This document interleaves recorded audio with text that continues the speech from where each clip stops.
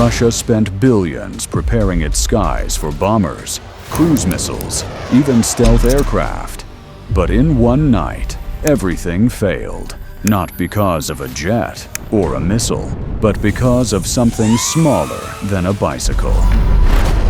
It is 3:14 in the morning. Deep inside the command bunker of Mount Ai-Petri, radar operator Dmitry watches a perfectly empty sky. The room is quiet, just the hum of electronics and static.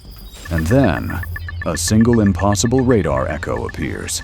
Too small, too slow, a contact that shouldn't exist, something the system shouldn't even be able to see. 5 surface-to-air missiles are fired to destroy it. The radar says that blip should have vanished, but it doesn't. It keeps coming. If you enjoy real-world military stories, explained with real technology and zero propaganda, subscribe now. Every week, we break down operations that shape modern warfare. 200 kilometers away, inside a small, dark control room, a Ukrainian drone operator watches his screen turn white. But it's not the drone exploding. It's the incandescent burn of missile engines racing toward him. The missiles scream overhead, their heat saturating the thermal camera. And then, they vanish. The operator breathes. The drone keeps flying. Inside the bunker, Dmitry leans forward, his voice tight and professional. Unidentified contact. Locking on. His hand hovers above the fire control panel. More missiles are prepared. More Russians crowd around the radar screen. But the tiny contact keeps moving. Slow, steady, unbothered. And that's when panic arrives. On the coast, a Pantsir S one-point defense system comes online. This is Russia's $15 million masterpiece. The weapon designed to protect the nation's most valuable bases. Tonight, it can't even lock on. Missiles are launched, cannons hiss to life, and glowing tracers carve beautiful arcs across the night sky. They miss every single shot. The bullets don't even come close. In the cabin, the operator slams the console in disbelief. He trained for jets, for helicopters, for cruise missiles, not for something built from commercial drone parts, cheaper than a single tire on the Pantsir's transport truck. The problem isn't the operator, it's physics. The Pantsir doesn't just see objects, it measures radial velocity, how fast a target moves toward or away from the radar. The Ukrainian drone isn't coming toward it. It's flying sideways, crossing the beam at a constant altitude. To the computer, that means zero velocity. And zero velocity means ground clutter. The system ignores it by design. It believes it's a tree, a hill, or seafoam moving in the wind. But tonight, physics wasn't done humiliating Russia. Radar waves strike the surface of the Black Sea and bounce back, creating a ghost image, a false drone floating just below the real one. The computer sees 2 echoes and tries to average their position. When it fires, the missiles fly straight into empty air between them. Even if one connected, it wouldn't explode. The proximity fuse needs a target roughly the size of a bicycle. This drone is 10 times smaller. Dmitry stares at his radar, frozen. The single blip multiplies. 7, 12, 15. More contacts, all emerging at once. The screen blooms with ghosts. In the Pantsir cabin, the operator screams, "I can't get a fix on them." But there is nothing wrong with the machine. Nothing wrong with the radar. Nothing wrong with the software. The drones are flying at 50 meters altitude, staying below the main radar's horizon. And each one is exactly 900 meters apart, far enough to appear random, close enough to form a perfectly coordinated net. They do not fly in formation. That would trigger alarms. They move like shadows on the sea, scattered, drifting, harmless, until the data is seen from above. Every path, every angle, every vector converges on Mount Ai-Petri. Dmitry realizes the truth. He isn't defending the bunker. He is inside the kill zone of an ambush. Far below, the lead drone's thermal camera locks onto its target. The colossal white domes of Mount Ai-Petri rise out of the darkness like glowing skulls. Inside those domes are Russia's most expensive radars, the eyes watching the Black Sea. The drone operator, sitting hundreds of kilometers away, aligns the impact point. Suddenly, a blinding white blaze falls from the sky. The camera saturates. The sea below lights up in reflection. A Russian fighter jet has entered the battle.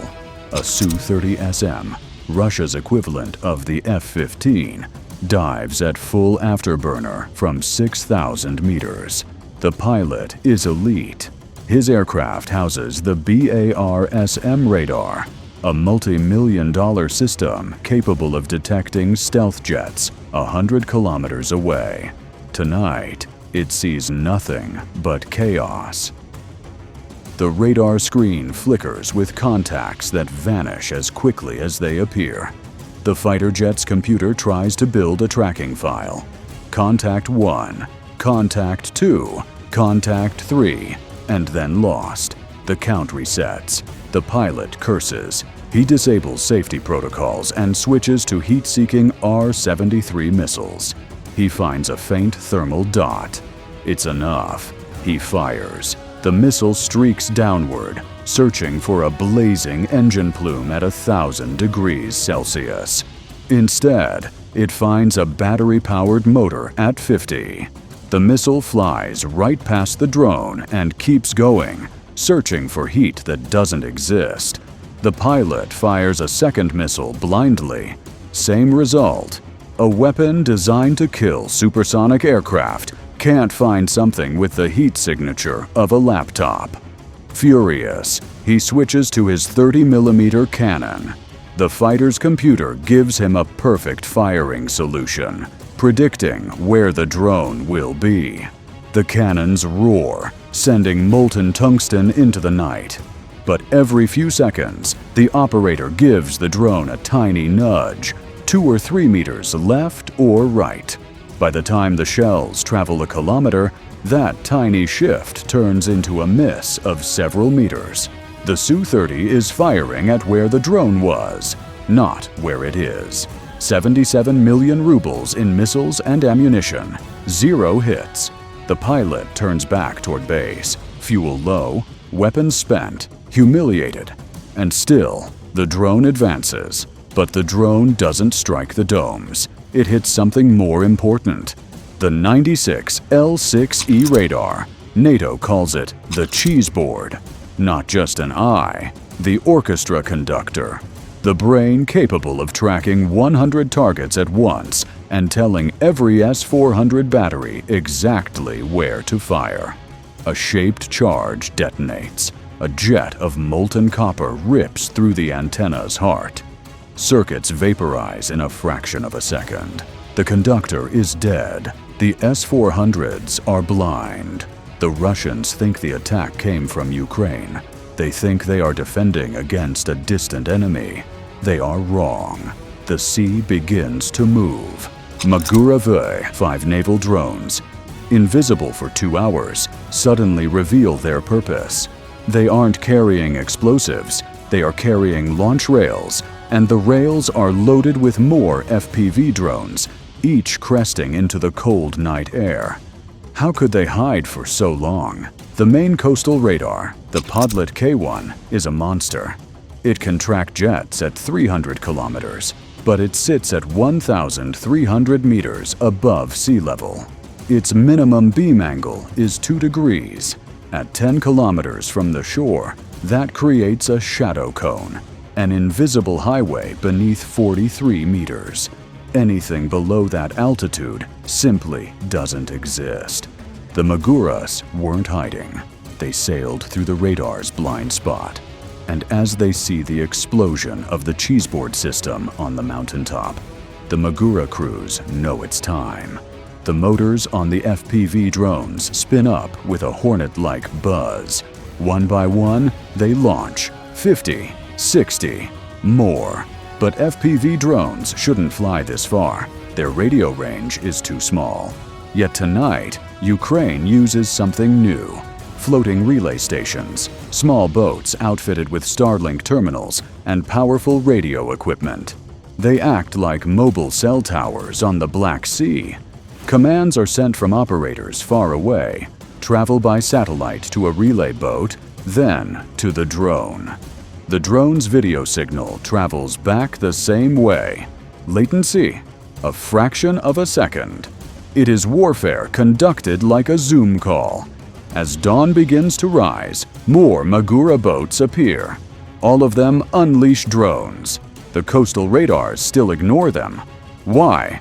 Because the software is programmed to look for fast threats, missiles, jets. Anything under 20 knots is classified as civilian traffic. The Maguras sailed at 10. They weren't hidden. They were ignored by choice. The swarm climbs toward the domes. Russia spent millions reinforcing the structures to survive massive airdropped bombs. But no one armored the emergency access doors at ground level. A shaped charge hits steel. 2 million pounds per square inch of pressure concentrates into a needle of molten metal. The door folds like aluminum foil. The drone flies inside. High above, the Nebo radar wakes up too late. Its panels spin and spark. Another drone slams into its core. Fiber shielding peels away like molten wax, bearing circuits to the night. Electric discharges ripple outward. Red lights turn white. Screens go dark. Without the Nebo, S-400s cannot see past the horizon. Podlet K-1 falls next. Its antenna splits in half. The early warning network is gone. On the sea, a BK-16 patrol boat tries to retaliate. Machine guns and cannons fire blindly into empty space. Radar tracks are nothing but reflections from the waves. A drone crashes into the bow. No explosion. Just a white flash. Then silence. On Mount Ai-Petri, the domes burn. Black smoke coils into the sunrise. Operators stare into dead screens. The shield of Crimea is gone. No eyes, no horizon, no conductor, nothing left. A final drone pierces the command bunker itself. Armored doors buckle inward. Flames rush down hallways. Cables melt.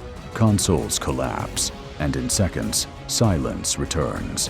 Where a fortress once stood, only smoke remains.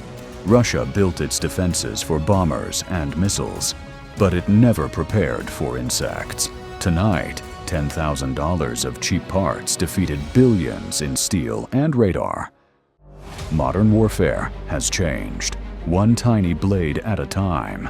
If you want more real-world stories like this, explained with real tech and zero propaganda, subscribe now. And tell me in the comments, what do you think stops a swarm like this next time?